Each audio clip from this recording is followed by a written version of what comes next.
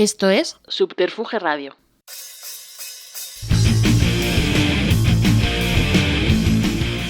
Simpatía por la industria musical, con Carlos Galán, en Subterfuge Radio.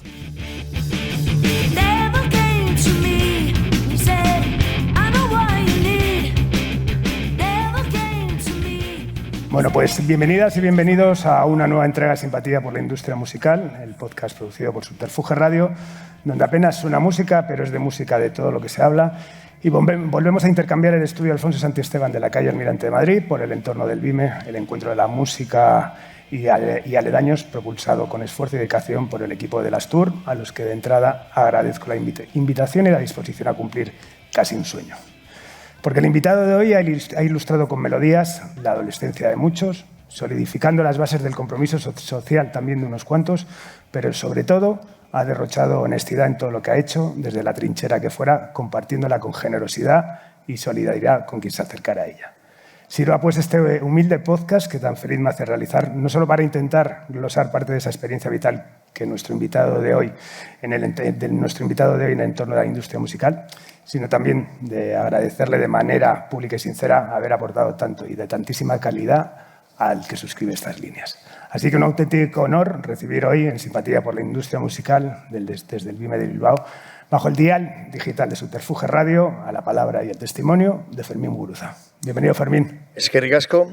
Muchísimas gracias, de verdad. Sé que el otro día me decía un amigo, y digo, no, joder, voy a conseguir hacer esto con Fermín, que me hace una ilusión tremenda. Y dice, joder, pobre Fermín, está haciendo más que nunca en su vida, ¿no? Todo lo que no ha hecho en todos estos 40 años a nivel de medios, no porque no hayas querido, ¿no? Quizás muchas veces porque no se te ha permitido, lo estás haciendo ahora, ¿no? Siempre he hecho ruedas promocionales muy potentes, con cada disco, con cada proyecto, documental, película de animación. Lo que ocurre es que esta vez, pues, es verdad que estoy teniendo puertas abiertas que antes estaban medio cerradas, ¿no? Medio cerradas o abiertas, pero con timidez. Y está teniendo mucha repercusión todo lo que estoy hablando, todo lo que estoy haciendo. Es verdad, por ejemplo, que Radio 3 pues siempre me ha invitado, ¿no? Hubo una época en la que de repente hubo un follón gordo porque hay una temporada que se me vetó, yo creo que era la época de Negu Gorriak. Me acuerdo que José Miguel López me invitó a su programa Discópolis, por ejemplo, y tuvo un follón impresionante. O sea, ni me pudo, ya no aparecí más en Radio 3 y él incluso no podía llevar invitados para entrevistarlos. O sea, cosas realmente importantes y que yo creo que son reseñables y que hay que contarlos porque la gente tiene que saber, ¿no? Qué momentos de censura he sufrido yo, pero ha sufrido también luego pues, otra gente. Y en este momento, pues sí que pensé en dedicar el mes de octubre pues, a hablar de la gira, hablar de esos 40 años, ¿no? De trayectoria, sobre todo pues, porque a partir de noviembre me quiero dedicar a ensayar, a estar con la banda, a pensar todo lo que van a ser pues, los detalles artísticos de lo que van a ser los conciertos, temas logísticos, porque yo también me encargo del conecte con toda la gente con la que voy a hacer los conciertos, tanto en Europa, en Latinoamérica, en Japón. Sigue siendo pues, esa pequeña célula revolucionaria la que desde Irún, la que se mueve, que soy yo, con unos pocos más alrededor, mi compañera y gente que me echa una mano. Y luego pues tengo a la gente de Mauca también, de Arrasate de Dragón, la gente de la Jimmy Jazz, la sala de Gasteiz, sí, pues que se han involucrado para apoyar también todo lo que son la organización de esta gira, ¿no? Pero me quiero centrar en eso. Claro que sí. Y sin embargo, entonces noviembre y ya en diciembre empiezo con la gira y luego ya pues dedicarme a esto, ¿no? Pero sí que es verdad que en noviembre he estado en Toulouse, he estado en París, he estado en Barcelona y Madrid, y ahora pues el lunes estuve en la Jimmy Jazz de Gasteiz. Ayer estuve en BIME en una charla abierta muy chula que queríamos haber traído a Tamer Nafar, el líder fundador de la banda palestina Dam. Al final no pudo ser, pero por videoconferencia lo pudimos tener presente. Malena D'Alessio de Argentina, cantante de hip hop histórica del grupo Actitud María Marta, y luego la periodista Garbiñe Úbeda de Berría, que fue mi profesora de euskera, la que me enseñó euskera, y en el 95 hizo un libro sobre una gira de Negu Gorriak. Bueno, fue espectacular. Qué bueno. Bueno, estamos, evidentemente, estás de celebración, de recapitulación de estos 40 años. me hace muchísima ilusión, te decía, tenerte dentro de esta pequeña enciclopedia sonora que estoy haciendo con Simpatía por la Industria Musical, donde intento pues, mostrar un poco la pluralidad de lo que hay en el entorno de la música, pues, lo cual contar con el tuyo es total. Bueno, 40 años de carrera, 40 años en la línea del frente, supongo que más que orgulloso de haber mantenido la coherencia y la honestidad en un mundo, el de la música, donde el propio combate con los egos pone muchas zancadillas, ¿no? Bueno, la verdad es que el tener esta perspectiva, ¿no? de tantos años de haber estado ahí en la batalla, pues a pesar de los pesares, a pesar de la situación actual, ¿no? Tan desmoralizadora, tan horrible, que está ocurriendo en tantas partes del mundo, pues es ilusionante. Es ilusionante porque voy a poder hacer cosas que no había hecho nunca antes, ¿no? Y es de alguna manera como el colofón, ¿no? De repente decir, voy a estar en 2 miribillas llenos, voy a ir a Madrid al WeThink, sabiendo que ya hay más de 10.000 entradas vendidas, al Palau Sant Jordi, que hay también 12.000 entradas. No sé si van a llenar o no, pero van a ser cantidades increíbles, ¿no? Que van a llegar a estos conciertos. Voy a estar en París en la Cigale, en Buenos Aires en el Estadio Obras. Y entonces, por un lado, todo ese cariño que estoy recibiendo, ¿no? Todo ese empuje, estar por Madrid y que la gente, vamos a reventar el WeThink, vas a Barcelona, vamos al Palau Sant Jordi, anem a omplir el Sant Jordi. Y aquí también, pues que pasa un conductor de autobús, opa Fermín, no sé, es mucha fuerza la que estoy recibiendo continuamente. Entonces, claro, pues es una gran ilusión. Luego, además, tengo encima esa falta de mi hermano Íñigo y a la vez que eso va a convertir en homenaje, ¿no? Más luego, justo en este Vime, además, que ese ya segundo homenaje que se me hace con bandas jóvenes interpretando canciones mías, ¿no? Porque antes fue Jordi JC, este increíble periodista que en los años también de los 80 pues, nos apoyó mucho. Entonces, en su ciclo Rockstar, pues invitaba a bandas vascas a hacer versiones de otras bandas.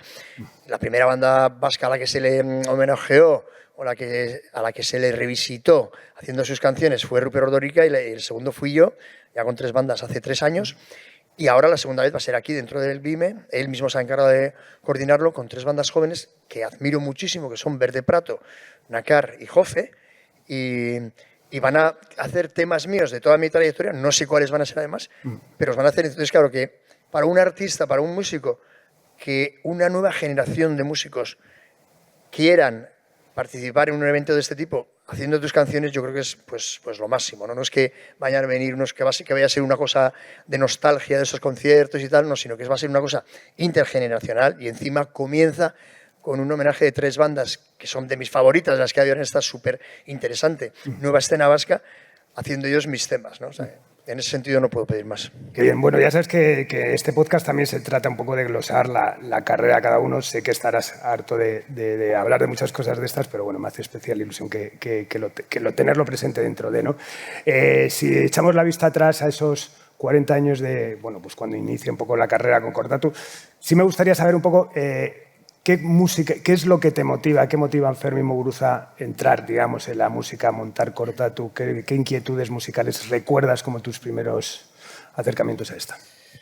Bueno, he contado muchas veces ya esta historia, ¿no? Los momentos quizás más emblemáticos o esos momentos que me empujaron, ¿no? Que hicieron de piedra filosofal, de decir, hay que hacer algo, hay que hacer una banda.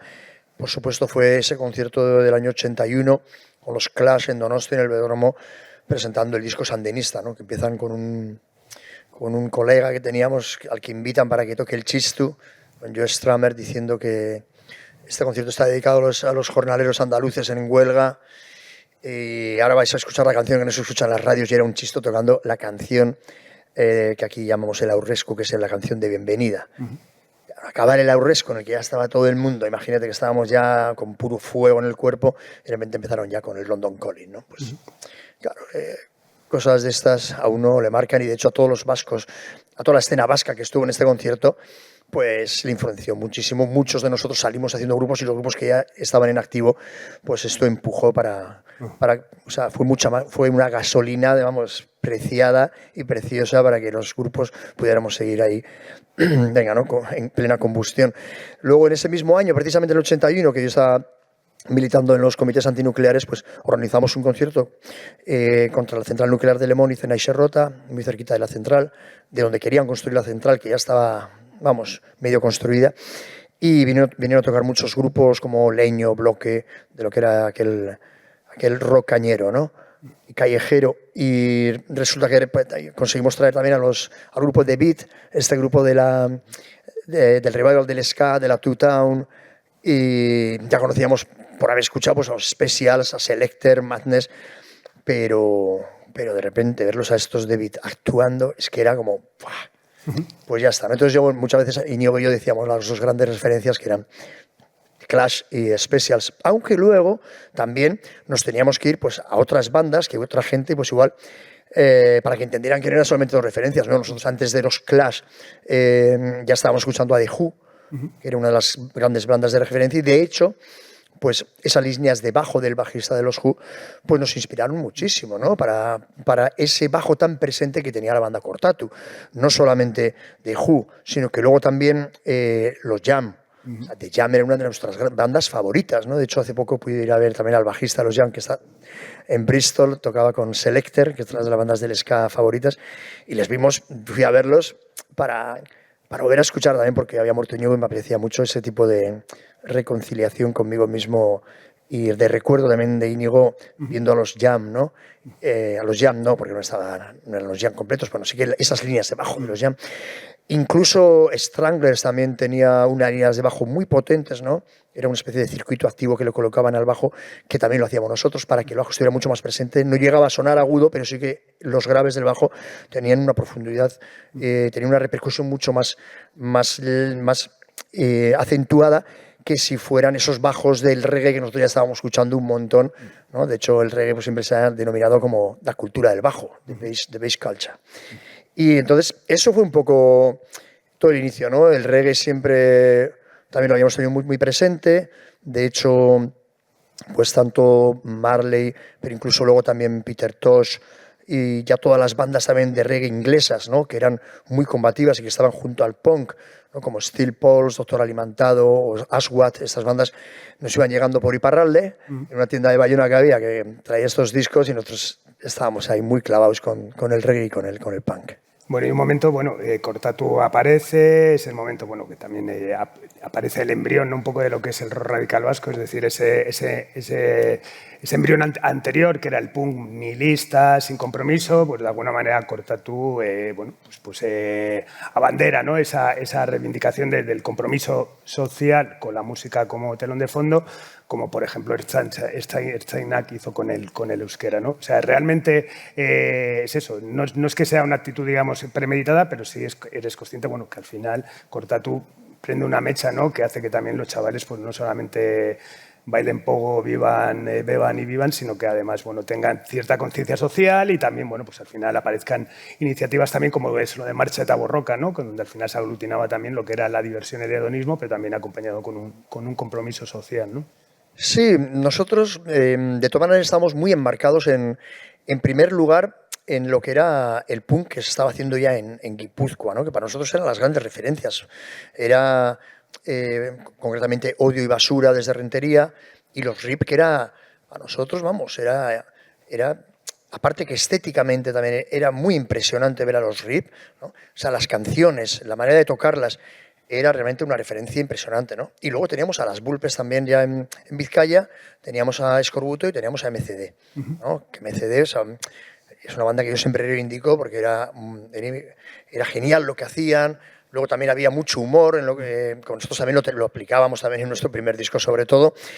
Lo que ocurrió también es que empieza a haber una serie de hechos también muy importantes a la hora también del devenir de Cortatu, ¿no? Por eso hay una diferencia muy marcada entre lo que es el primer disco o el estado de las cosas y después también, sobre todo a nivel letrístico, pero también a nivel musical, estético musical, y luego ya en el Colpe es Colpe, cuando aprendemos incluso euskera, que lo hacemos ya en euskera, también hay una apertura, ahí metemos secciones de vientos, ¿no? Muy ligadas a cosas del soul también, pues una vez más, esta influencia también de los jam o también todo lo que era el movimiento mod, Skin Root Boy, Y entonces, claro, nos pasa que aquí de repente nosotros nada más sacar la maqueta en el 84, pues justo el 20 de noviembre del 84 aquí pues ya matan a Santi Borourard, que era uno de los portavoces de Herri Batasuna, pero era un médico, un pediatra, muy querido en la población, y lo matan pues las cloacas del Estado, ¿no? Luego no se sabía si era legal o no, bueno, siempre eran los mismos, solamente que es el terrorismo de Estado organizado, que luego le ha ido poniendo distintas siglas, pero en ellos los que habían organizado, ¿no? Y eso nos marcó, pero sobre todo nos marcó que la primera vez que fuimos a tocar a Iparralde, pues justo habíamos hecho la prueba de sonido, unos días antes había matado del Gallia a un refugiado, pero es que justo íbamos a tocar nosotros con Barricada, además, con los que hicimos muchos conciertos, y entonces justo después de la prueba de sonido llega la gente y nos dice que acaban de matar, después de la manifestación de protesta, al periodista de Egin que había ido a cubrir la marcha, ¿no? Y claro, nosotros estábamos allí y no sabíamos si se suspendía el concierto o no, y la gente que estaba allá nos dijeron que no, que el concierto se tenía que hacer y que iba a ser de recuerdo y de denuncia precisamente a este nuevo asesinato. O sea, poco a poco el devenir también de Cortatu, claro, con todos estos hechos en los que nos tocaba de lleno, en directo, pues fue cambiando, que yo presenciara, por ejemplo, pues también luego el asesinato de otros 4 refugiados en Bayona, cuando estaba visitando a un amigo refugiado de Irún, pues justo en el bar de al lado en el que estábamos, ¿no? Que era en el Hotel Monbar, y de ahí salió la canción. Claro, yo canto la canción en primera persona porque yo lo viví. Entonces, claro, esto todo va moviéndose en una dirección, y también sigo en contacto con todas estas bandas. La Polla Records, por ejemplo, es la primera banda que nos invitó a nosotros a ir de gira con ellos. Éramos una banda, claro, éramos 3, íbamos en un coche y llevábamos 2, la guitarra y el bajo, y todo el resto nos los dejaba la Polla. Hicimos una gira por Galicia juntos, ¿no? Nosotros solamente cuando teníamos la maqueta y acabamos de sacar el disco famoso de los 4, Cortatu, Cicatriz, Jotaquía, con Tusí. Con los Cicatriz pues hicimos 40 conciertos juntos, con más de 40. 40 fue con los RIP. O sea, que tocábamos con todas estas bandas, y surgió también pues, bueno, todo lo que fue esta iniciativa de Marcha Taborroca, y tocamos en algunos de esos conciertos, pero nosotros ya estábamos tocando también por todo el mundo, ¿no? Sí que nosotros teníamos un apoyo claro precisamente a Herri Batasuna, no tenemos ningún complejo en decirlo, en la biblioteca se puede ver, pero sobre todo estábamos ya tocando por todas partes. En Europa salíamos a Iparralde, salíamos a Francia, habíamos editado ya en Francia con Bondage Records, que era este sello emblemático donde estaba Louis Dubon, 88, Les Sheriff, estaba Verrouille Noir. Tocábamos ya teníamos los 3 discos editados con ellos, un disco de una serie discográfico de Inglaterra que era Red Rhino, editó un recopilatorio de los 2 primeros discos. Tuvimos distribución ya por toda Europa con las distribuidoras independientes, EFA, por ejemplo, para Suiza y Alemania. En Italia entramos en contacto también pues, con la gente que distribuía de manera independiente. Luego, por supuesto, se copiaba muchísimo. La cassette todo el mundo se copiaba la cassette, ¿no? Y en ese sentido, entonces, pues por toda Europa ya estábamos funcionando. En Estado español, la primera vez que fuimos a tocar fue también con Barricada, precisamente, a Fuenlabrada, que en la sala en vivo, que el público nos dio la espalda. Y el dueño de la sala en vivo nos dijo: aguantamos, hicimos todo el concierto, claro, nosotros, a mí me das la espalda, pero yo toco aquí. Luego, precisamente, para más catacroker de la gente que nos dio la espalda, los Barricada hacían la versión de Enemigo Público número 1 de Cicatriz, y me invitaban a mí a cantarla con ellos. Era como, ¿qué está pasando aquí? El dueño me dijo: vais a venir de aquí a 6 meses y esta misma gente que os ha dado la espalda va a estar aquí medio loca. Y efectivamente, a los 6 meses volvimos y estaba... No sé si eran los mismos, alguno igual se había cortado el pelo, ¿no? pero prácticamente los mismos en Fuenlabrada, y todo el mundo estaba enloquecido ya con el Cortatu. Estamos hablando de unos años absolutamente efervescentes, me imagino. Claro, es que, joder, yo preparando esto, claro, he visto toda la biografía, la discografía, ¿no? Que al final, bueno, cuando tienes menos años y todo pasa más despacio, pues de repente está el primer disco de Cortatu, bueno, el compartido, con el estado de las cosas, al final solamente hay casi un año, ¿no? Al final es una efervescencia absoluta. ¿Cómo podíais combinar esos fines de semana increíbles de viernes, sábado, domingo, larguísimos, con componer el siguiente disco, con estar un poco en, bueno, pues una persona que también, bueno, comprometida también con toda la escena de fanzines y tal, eso? ¿Qué tipo de disciplina confesable teníais para poder afrontar todo esto? Claro, estamos hablando de 5 años, ¿no? 4 años y pico, no llega casi a 5 años, entonces 3 discos de estudio, un disco en directo, casi 300 conciertos, ¿no? Entonces yo el otro día pues comenté, ¿no? Es que dormía muy poco, ¿no? También es verdad pues que pues bueno, pues consumía mucho speed, primero anfetamina legal, no recetada para mí, pero sí que legal recetada para otros que yo... Farmacia. La conseguíamos de la farmacia, vamos, la esedrina, centramina, todo esto. Y después speed también, ser una droga que a mí me iba muy bien. Luego los efectos secundarios son chungos. Son chungos. Pero como que hay drogas que a cada uno le da, pues eso, ¿no? A uno le va bien tomarse, pues eso, antes de un concierto lo que sea, pues un trago de ron, lo que sea. Entonces, a mí yo sentía que de repente pues, son una especie, esa clarividencia, esa de repente es estar continuamente atento, ¿no? Leer absolutamente antes libros, pero después a la gente, a todo lo que estaba pasando alrededor. Pues es verdad que dormía muy poco y entonces pues escribía un montón, participaba en todas las manifestaciones, estaba haciendo fanzines, estaba en las radios libres, estaba en las ocupaciones, tocaba. Claro. Pues luego eso te pasa factura, por supuesto. Claro. No, pero ¿qué es eso? Pero, que es mantener también esa disciplina también de componer, ¿no? Al final es como dicen que hay grupos que componen en las pruebas de sonido porque no tienen casi tiempo, ¿no? Entre semana o en esto tal, ¿no? Yo no sé, yo creo que tenía tiempo para todo. Entonces, no sé, la sensación que tengo, ¿no? Sí. Escribía, hacía esto y estábamos en un sitio. Luego, la idea también esa de estar todo el día juntos, ¿no? La banda, sobre todo Íñigo y yo, pues estábamos todo el día y estábamos en el mismo bar. Entonces, de repente, pues salía algo y, ostras, esto aquí hay que hacer una canción. Sí, yo he preparado esto. Nos juntamos mucho tiempo en el local de ensayo, ¿no? Cuando no estábamos tocando, pues sí, el domingo, lunes o lo que sea, pero de repente ya estábamos ya todos los días en el local de ensayo. No era para ensayar, porque el concierto estaba ensayado, sino que estábamos igual para tocar, para conversar, para charlar. Encima nosotros teníamos un local de ensayo justo al lado de lo que era la frontera, ya con casetas de la frontera que eran, la Policía Nacional, la Guardia Civil, la Policía Francesa de Fronteras, los gendarmes, y es que muy cerquita teníamos el cuartel del ejército, ¿no? O sea, era una población militarizada 100%, y entonces salíamos ahí y estábamos respirando la represión. Entonces, bueno, pues a la vez también, como muchas veces yo suelo hablar, ¿no? Del tema de Irún, ¿no? Claro, pues es una ciudad fronteriza, muy a pesar nuestro, por supuesto. Suelo decir que nací en una frontera, por eso las detesto. Pero a la vez también hay una personalidad que se gesta en todas las fronteras que he ido visitando, además, por todo el mundo, que he ido conociendo después, ¿no? Estuve trabajando con el grupo Tijuana No, que les produje Transgresores de la Ley.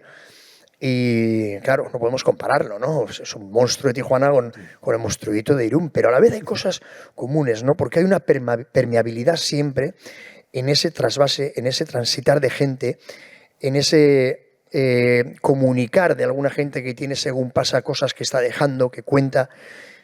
Y en ese sentido, pues yo soy muy defensor, ¿no? De esa personalidad bastarda de lo que es nuestra ciudad, ¿no? A la cual le dedico una canción, ¿no? Que era una versión de este grupo de música Oi, que a mí me encantaba, ¿no? Pan Rock Oi, que era The Business, y ellos cantaban Drinking and Driving, y yo la transformé en Mierda de Ciudad, dedicada a mi ciudad, que después se convirtió en un himno de todas las ciudades del mundo, porque todo el mundo la cantaba diciendo, parece que está dedicada a mi propia ciudad.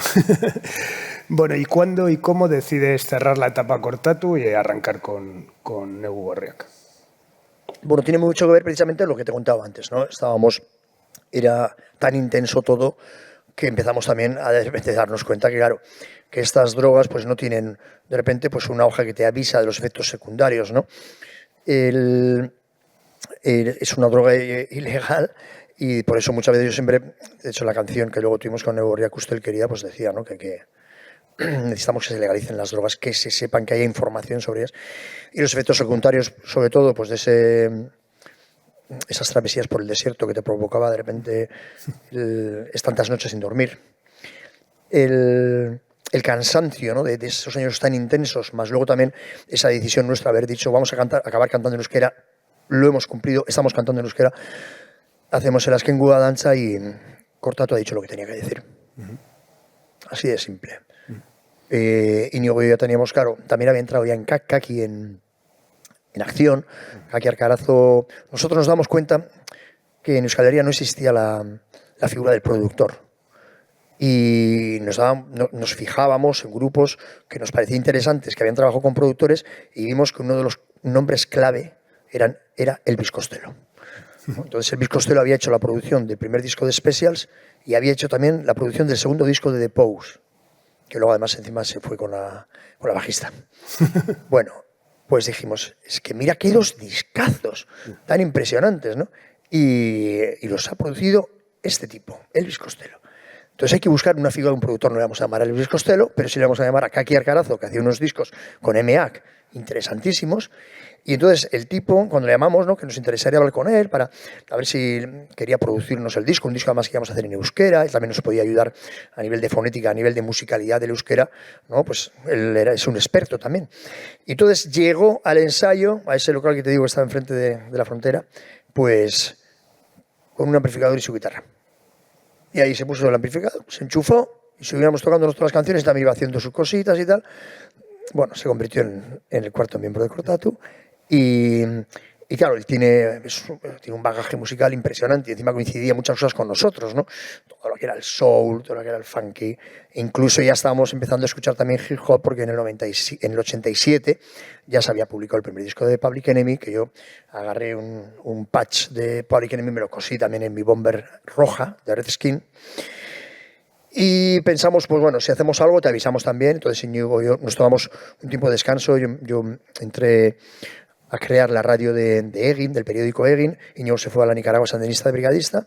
Y al volver y tal, llamamos a Kaki y dijimos, oye, vamos a montar algo, ¿no? Y ahí en plan secreto fuimos organizando maquetas, un laboratorio musical sobre todo muy interesante. Yo estaba escribiendo también canciones, letras. Y en el año 90, en junio, pues al año y medio prácticamente, ¿no? Pues ya salimos con el primer disco de Negu Gorriak. ¿Qué implica ese cambio, bueno, a todos los niveles musicales, nuevos caminos que explorar y también el tema de la autogestión, ¿no? Habéis pasado por Soñúa, habéis pasado por Oyuka, por Nola y decidís, ¿no?, montar vuestra propia compañía, ¿no? Sí, de hecho, o sea, yo tenía una amistad con Marino Agoñi muy grande y sigo teniéndola además, la admiro muchísimo, el trabajo que hizo fue impresionante, era un amigo, un amigo que te apoyaba en todo lo que podía. Recuerdo que cuando vino a hablar con nosotros, pues nos emocionamos muchísimo. Luego incluso se implicaba en los vídeos. Un entusiasta de la música, ¿no? Una persona a la que aquí en Euskal Herria le debemos una estatua, de verdad. Y entonces, pues, para el primer disco incluso, pues, joder, teníamos la idea de si hacerlo con Marino o no, pero bueno, también lo hicimos con ellos, pero al final ya decidimos que no, que teníamos que hacerlo nosotros, nuestro propio sello discográfico. De hecho, ellos tenían un sello, entonces su sello también fue absorbido después por Elcar. Ellos cuando salieron con Oyuka, ¿no? Bueno, sí. La cuestión es que dijimos, tenemos que sacar nuestro sello e incluso, además, todo lo que habíamos aprendido, nosotros ya hemos estado, por ejemplo, con el grupo DX de Holanda, habíamos estado viviendo en su casa, ¿no? Tenía una casa grandísima, ocupada, y tenían todo su sello discográfico, todos los grupos que ellos apoyaban allí, tenían sus vinilos, cassettes. Joder, era súper emocionante, ¿no? A la vez ya habíamos también entrado en contacto con Yellow Biafra de Alternative Tentacles en San Francisco. Por supuesto éramos fanáticos de los Dead Kennedys, pero también muy fanáticos de todo lo que estaba haciendo ya Yellow Biafra, que se juntaba con los Doa, con No Means No, hacía discos con ellos, como Mojo Nixon. Bueno, un personajazo que luego me influenció además para otras cosas también que ya te contaré. Y, por supuesto, pues toda la costa oeste, pero la costa este también, teníamos a Ian MacKaye y los Minor Threat que acababan de salir con su nuevo grupo Fugazi, ¿no? Y nos invitaron precisamente ya en el año 92 a ir a tocar a Washington, D.C. en un concierto organizado por ellos, por una organización de Washington, D.C. que se llamaba Positive Force, para que tocáramos Negu Gorriak, Chumba Wamba y Fugazi. Entonces, bueno, teníamos ya esos contactos con esas grandes referencias, ¿no? A nivel discográfico, en el que a veces un grupo era el que trabajaba como, si hablamos de un acorazado Potemkin, sería la proa, ¿no? Y luego van apoyando otros grupos, y así lo hizo Yellow Biafra, así lo hizo Ian MacKaye, y en ese sentido pues dijimos, y DX lo mismo, vamos a hacer Negu Gorriak, vamos a crear Sonosenki y vamos a intentar apoyar otras bandas, ¿no? Y así lo fuimos haciendo, pues al principio pues ya fuera Sutagar, Amasei, H. Sukarra, después PLT, después Los Dudes, Sorkun, On Cashbat, sacamos Anari, Lisabo, bueno, sí. Incluso creamos ya Gorriak porque nos dimos cuenta que muchas bandas también se estaban fijando en nuestro trabajo, querían hacer algo parecido. La banda Basotti hizo su propio sello de nuestro Sonosenki, que quería decir Grítalo Fuerte, y la banda Basotti hicieron Grítalo Forte, que era Grítalo Fuerte. En Argentina Todos Números 2 hizo su sello. bueno, pues eso, una especie de camino, ¿no? De ida y vuelta con todas estas bandas, y editábamos sus discos, hacíamos giras con ellos venían, invitábamos a bandas para que los conocieran. O sea, fue un trajín también impresionante en los años 90. Lo que pasa es que entonces ya estábamos no extraídos, pero sí que estábamos en una línea mucho más clara de lo que tenía que ser también la lucha en ese sentido. Y claro, y también con un concepto claro de la gestión de lo que era la compañía, ¿no? Me imagino que, bueno, con una cierta incluso presión, ¿no? Al final del mercado, de stocks, de historias, o sea, que también en ese momento sois conscientes de, ¿no? Aprendimos muchísimo, tuvimos muchísimos palos. Recuerdo, por ejemplo, en un debate que tuvimos que había sobre sellos independientes en Madrid, ¿no? Yo creo que estabas también, que salió uno de Dro, bueno, cuando ya Dro fue absorbido también por Warner, ¿no? Y que dijo: Fermín, ten cuidado porque crecer es morir. Y me mató, así, ¡pam! ¿No? Porque efectivamente nosotros con esa noción que habíamos empezado y tuvimos que darnos cuenta que, claro, ¿qué era el concepto de financiación? Claro. Tenemos que aprender cuestiones económicas que no teníamos ni idea, ¿no? Es decir, ¿cómo? Claro, que tú estabas de repente pues invirtiendo en una grabación, en lo que era todo el arte del disco y tal, la fabricación, o sea, el estudio, el arte, la fabricación, y para cuando ese dinero que habías invertido retornaba, habían pasado 3 meses y tú ya estabas ya en bancarrota, ya estabas en números rojos. Y de hecho así nos pasó. Sí. Nos pasó en el año 92, que nos dimos cuenta que debíamos un montón de pasta. Y entonces, bueno, pues ahí transformamos Sanosen, que era el grupo de Neu Gorriak, ¿no? Lo transformamos pues en una cooperativa en la que un montón de gente pues entró y pudo poner pasta y pudimos hacer frente a todo lo que era ese desbarajuste, ¿no? Económico, y aprender leyes del capitalismo, ¿no? Para decir, vale, ¿qué tenemos que hacer? ¿Cómo lo tenemos que hacer? Muy bien, vamos a combatirlo de esta otra manera. Y entonces, claro, pues entonces ya luego lo hacíamos de otra manera. Pues por supuesto, pidiendo las facturas para pagarlas a X tiempo, negociando con las distribuidoras avances. Bueno, algo que yo creo que todo el mundo que está me gusta mucho el nombre del podcast porque simpatía por la industria, que podría ser simpatía por el diablo. Yo creo que eso sí no me lo cojo. Muy bueno. Totalmente. Y bueno, y me imagino también, bueno, en el sótano, la entrevista que hiciste en Radio 3 con Diego RJ, fantástica, hablabas, bueno, que también, bueno, pues todos estos años has sentido una cierta sensación de censura muchas veces, ¿no? ¿Crees que esa censura también iba amplificada a lo que era el catálogo en general? Es decir, ¿os costaba que esas bandas tuviesen una difusión más allá de Euskal Herria? Por ejemplo, hablando de Marino Góñez, fantástico, que le tuve invitado y estuve este verano en la exposición maravillosa que ha hecho en Pamplona de la historia del rock en Navarra. Y yo le decía, joder, Marino, pero esto es para que se entere todo el mundo que lo has hecho. Y dice, mira, Carlos, a mí me cerraron muchas puertas a cara y no he conseguido abrirlas, ¿no? ¿Tú crees que eso también, en lo que implicaba Neu Gorriak, Fermín Muguruza, se amplificó también al resto del catálogo? ¿Tuvisteis una cierta, bueno, pues censura en los medios para tener una mayor difusión? Pues precisamente, bueno, 2 cosas además. Una, con el tema de esa censura, ¿no? O sea, yo voy al sótano, que fue maravilloso. De hecho, me dijo, ¿no? Nos falta una segunda parte, bueno, nos hemos quedado a la mitad. Bueno, estuvimos tan a gusto escuchando, claro, ahí poníamos temas además, y entonces que de repente, como pasa 1 hora, pero ¿qué nos ha pasado aquí? Entonces, claro, él no sabía que yo había estado ya 5 veces actuando en el festival más grande de Japón, en el Fuji Rock. Y muy poca gente sabe, ¿no? Cualquier otro artista hubiera ocupado, hubiera estado en los telediarios, en todos los lados. Y entonces ese tipo, por ejemplo, ¿no?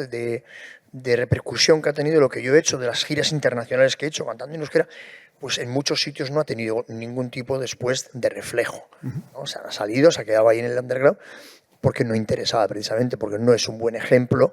Y en ese sentido, claro, pues lo peor que nos pudo pasar, ¿no? Fue esa denuncia del teniente coronel de la Guardia Civil, Rodríguez Galindo, que después, y en pleno proceso judicial, lo ascendieron a general, ¿no? Esa denuncia que nos hizo era a cada uno de los miembros del grupo, a la persona que grabó el disco, a una persona que apareció por ahí a la que yo le daba gracias simplemente porque un día trajo una caja de ritmos que era Ángel Catarain, al Versolari, que no había aparecido en esa canción, que era John Maya, y al sello discográfico por haber editado el disco.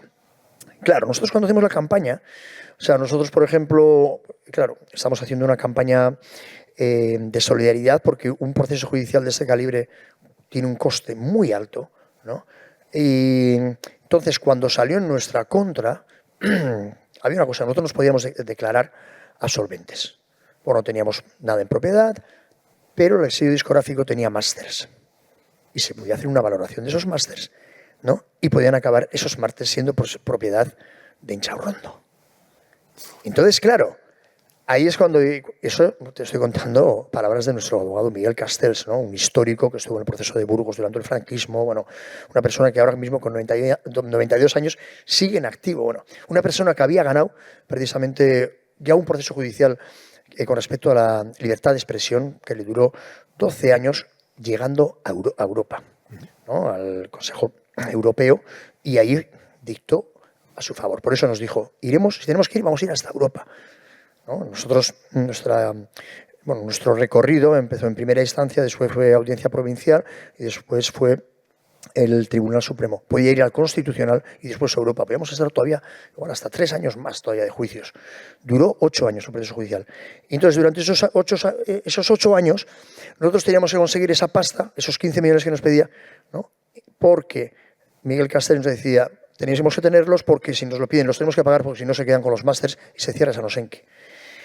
Y si lo pagamos después, lo vamos a poder recuperar cuando ganemos. No os preocupéis que vamos a ganar. Pero fíjate qué tensión. Sí. Entonces, todos los grupos, ¿no? Hicimos una reunión con todas las bandas, les contamos lo que pasaba y entonces hicimos un festival que se llamó Itzeguin en el año 95, quiere decir, habla, ¿no? Por la libertad de expresión, como la canción de Neu Gorriak. Participaron todos los grupos, pero es que todas las bandas querían participar también. Entonces, bueno, pues algunos más pues vino la banda Basotti, por supuesto, de Italia. Y me acuerdo de Angie Dualde que participó, porque yo no quiero estar ahí apoyando, yo quiero subirme al escenario a cantar también. Bueno, fue muy emocionante, hicimos 2 vídeos grabando todo de los primeros festivales que hicieron en Euskal Herria, y era un festival solidario, lo organizamos nosotros con la ayuda de cientos de voluntarios que querían ir allí a apoyar la causa. Nos cubrimos, ¿no? Pero era mucha la tensión porque estamos hablando pues, con una de las personas más poderosas que había en ese momento, que iba, por supuesto, trabajaba para las cloacas del Estado, pero también iba muy por libre y tuvimos muchas amenazas de muerte. Entonces era, mucha tensión durante muchos años. Bueno, salimos victoriosos. Neu Gorriak ya se había separado en el 96, ¿no? Porque ya también habíamos hecho 5 discos.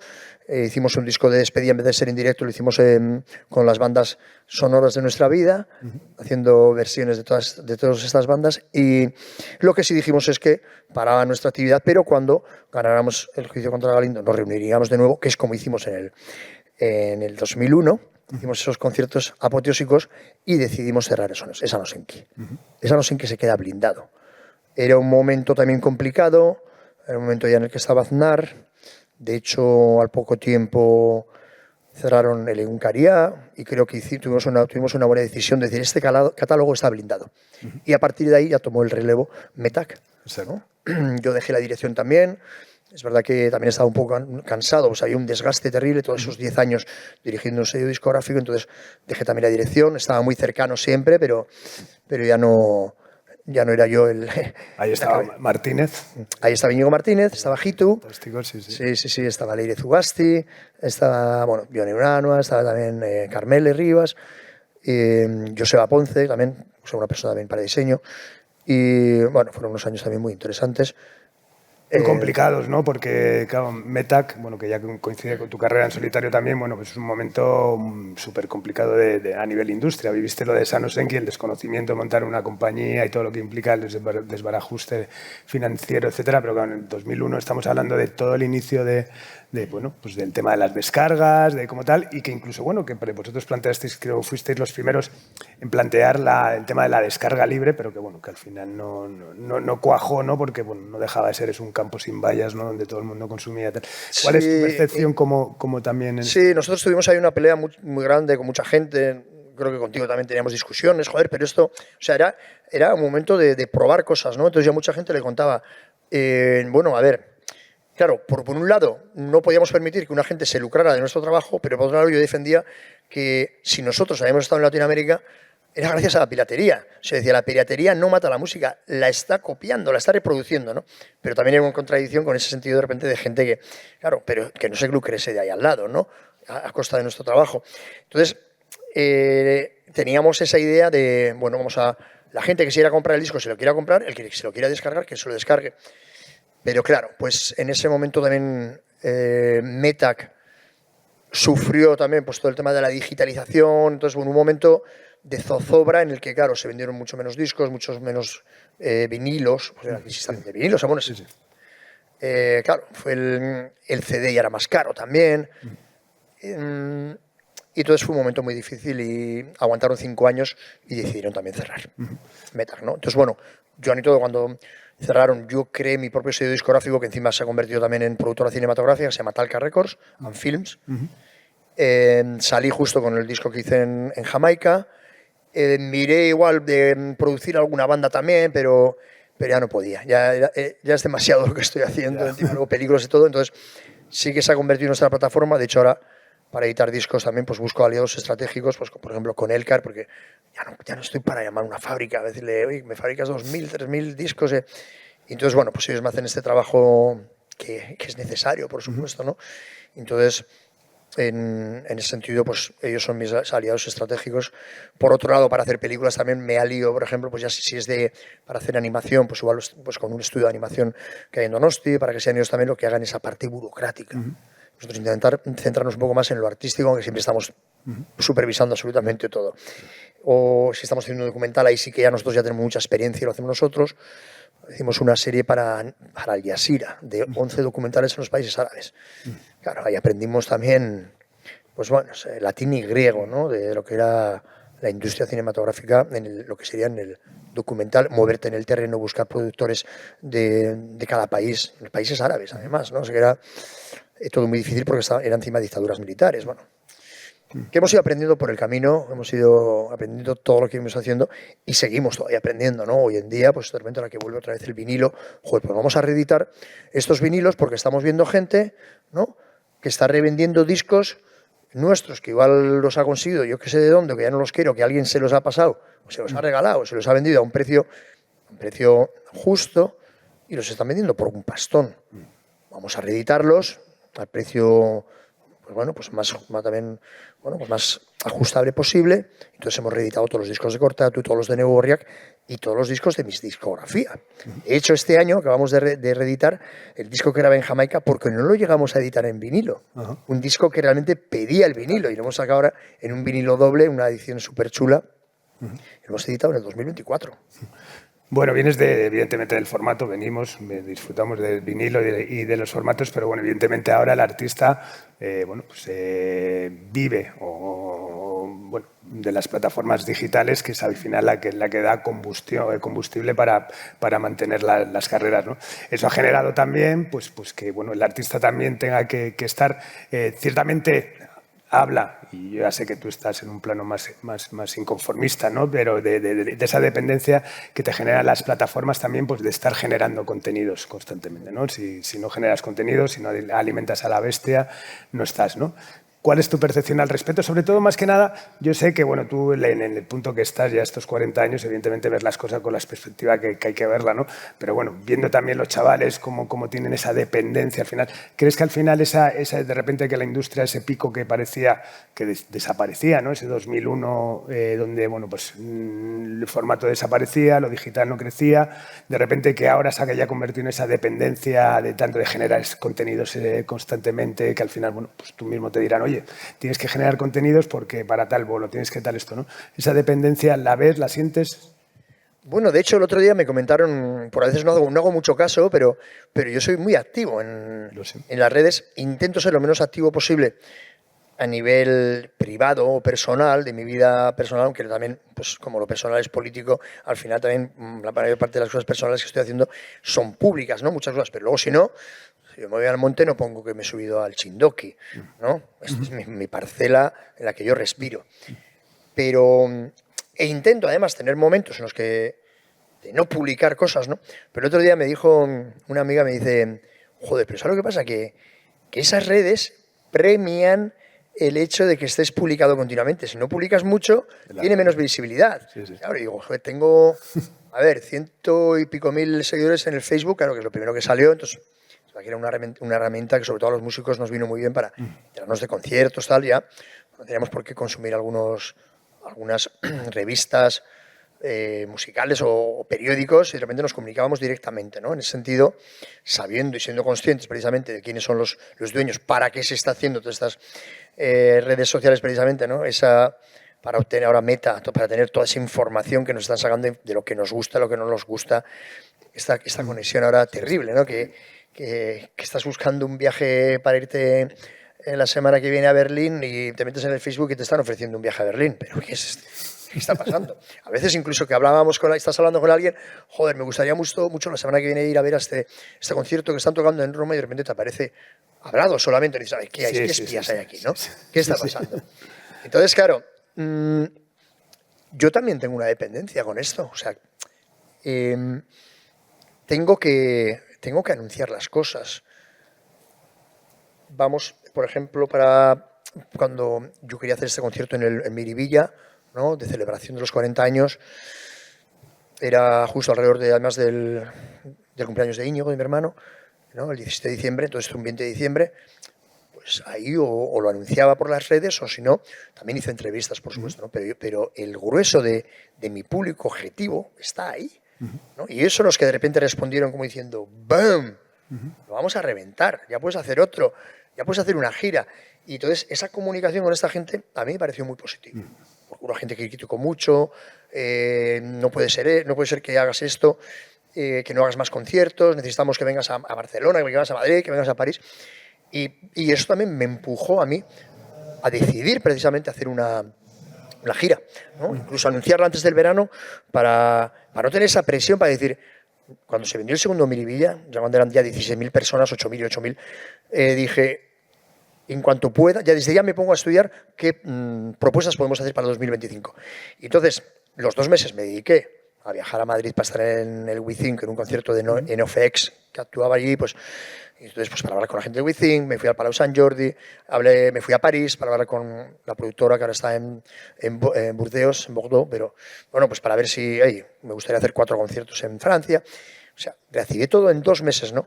Pero todo eso, una vez que lo anuncio, prácticamente estoy publicando a diario en todas las redes, ¿no? Twitter quizás es la que menos porque es lo más pantanoso, ¿no? Es enfangoso. O sea, si no pones un tuit de mierda, pues es que nadie te hace ni caso. Tengo ahí 50.000 seguidores. Y te pongo un tuit ahí que yo creo que es muy interesante, ¿no? O algo anunciando algo, y de repente 8 likes, ¿no? Y dices, ahí va. Pongo un poco más de tralla, ¿no?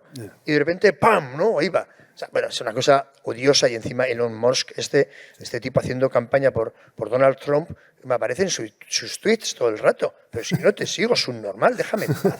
¿Qué pasa aquí? Y quiero seguir a Palestina hoy y no me deja que le siga. Bueno, esto es lo peor, ¿no? Bueno, Twitter ahora es X. Pero, bueno, las otras dos tampoco me voy a poner a defenderlas, ¿no? Instagram y Facebook, porque yo no estoy en TikTok.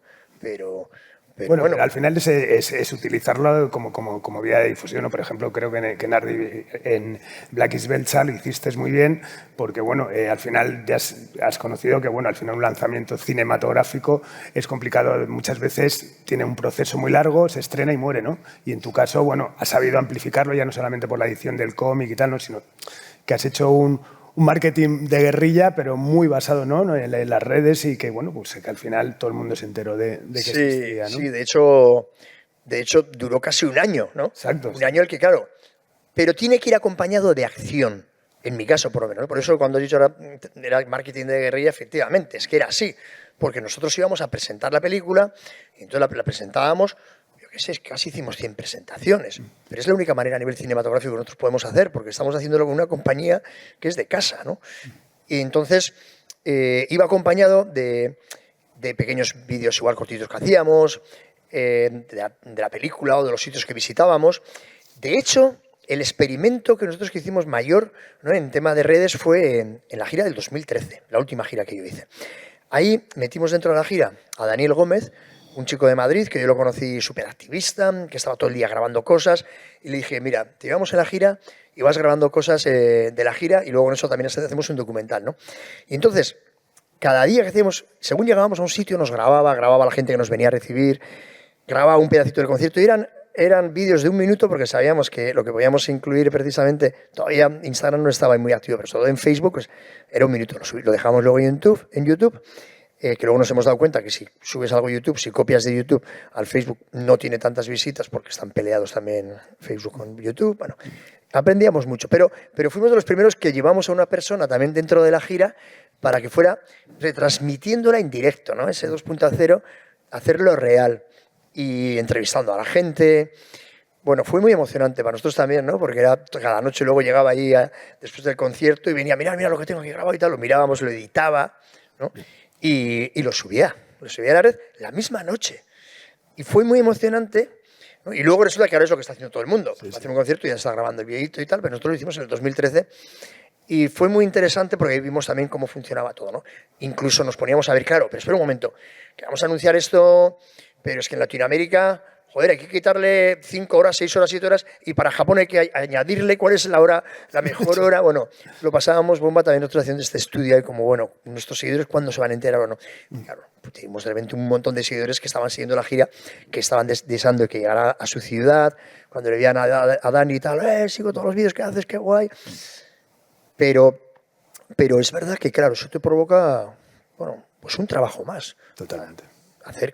Crear esos contenidos para las redes que sabes que va a tu público directo, pues es un trabajo y tienes que dedicarle, y ahora pues lo estoy haciendo.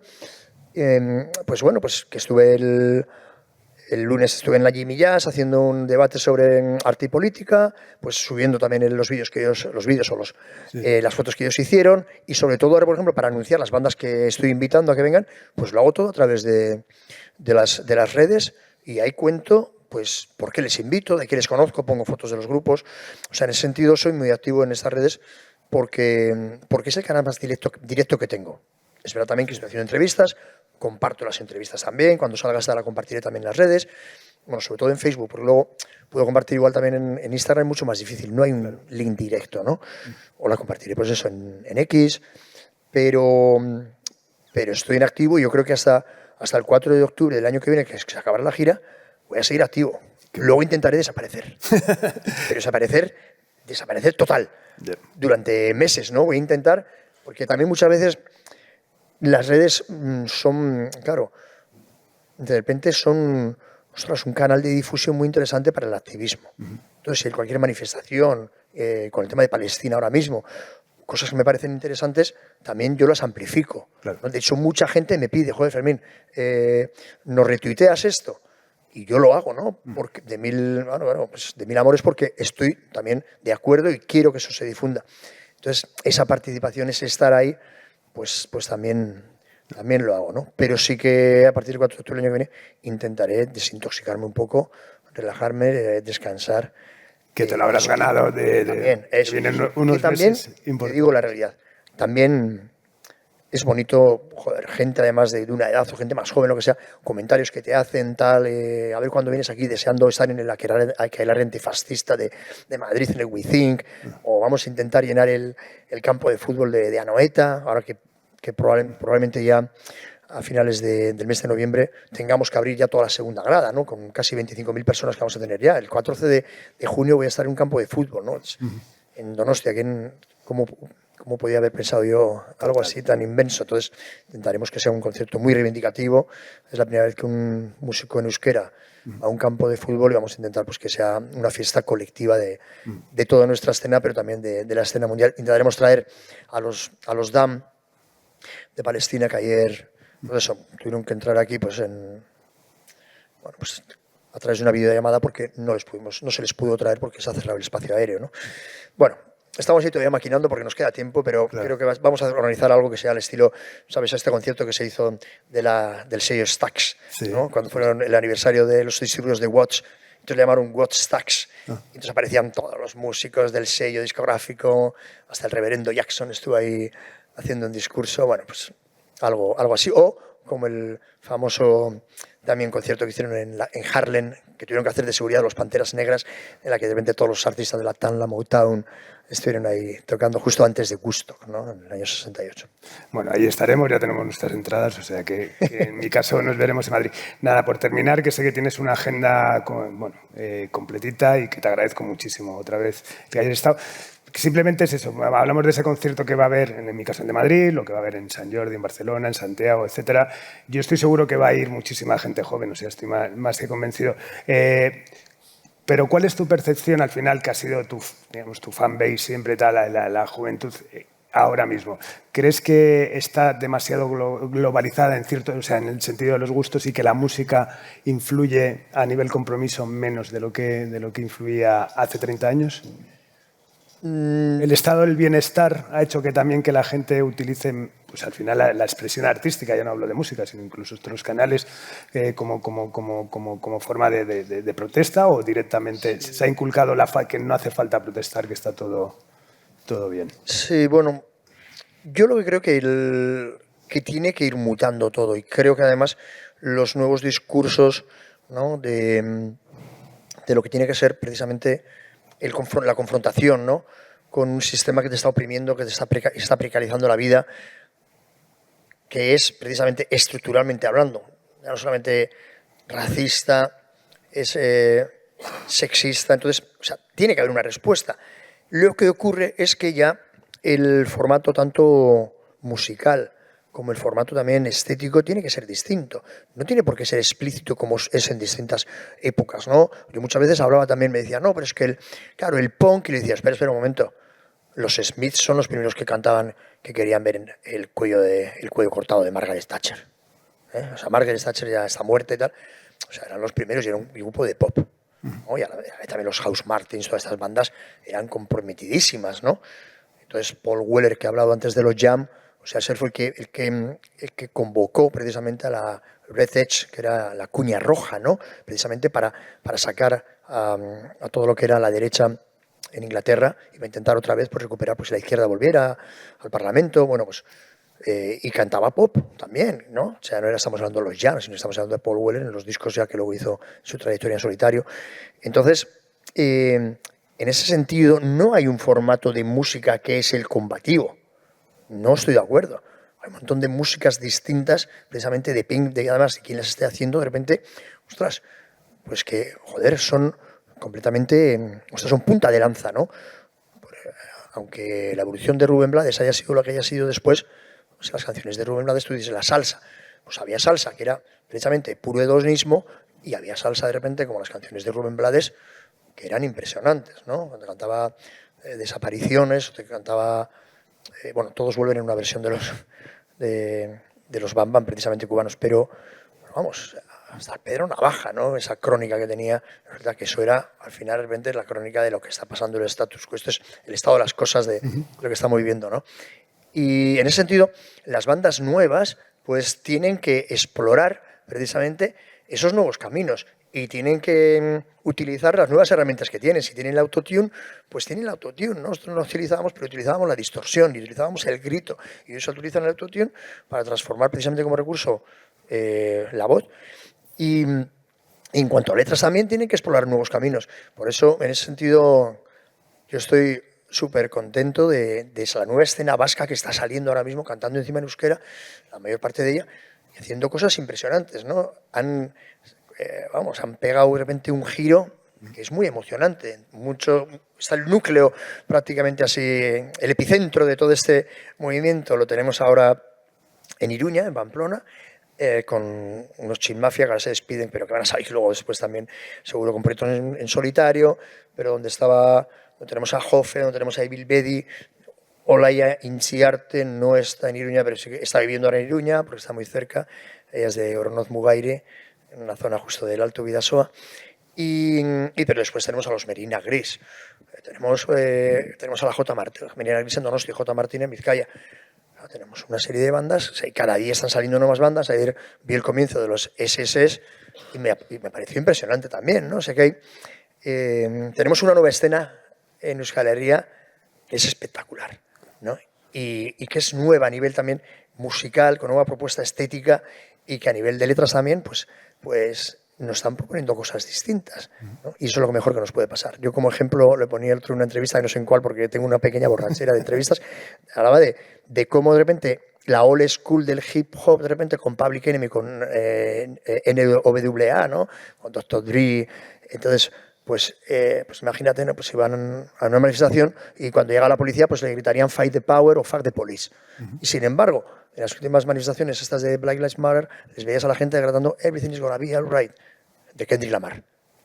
O sea, si gritas a unos policías, todo va a estar bien, pero gritándoles a ellos, todo va a estar bien. Y les hacían retroceder, gritándoles, todo va a estar bien. ¿No? Y decías, hay un cambio de paradigma. Y me parece genial, porque tiene que ser así. Totalmente. La nueva generación tiene que tener precisamente su discurso, tiene que ser su propia movida. Claro, y su sonido. Pues nada, lo dicho, muchísimas gracias, Fermín. Ha sido de verdad un placer y bueno, sirva este podcast eso, pues, para volver a agradecerte, ¿no? Estos 40 años de honestidad, de actitud, de canciones, sobre todo, que nos han ilustrado muchos días de nuestras vidas y que bueno, que vamos a celebrar contigo en los próximos meses y de verdad un auténtico placer. Es que ricasco. Es que ricasco, soy Carlos, como siempre. Gracias.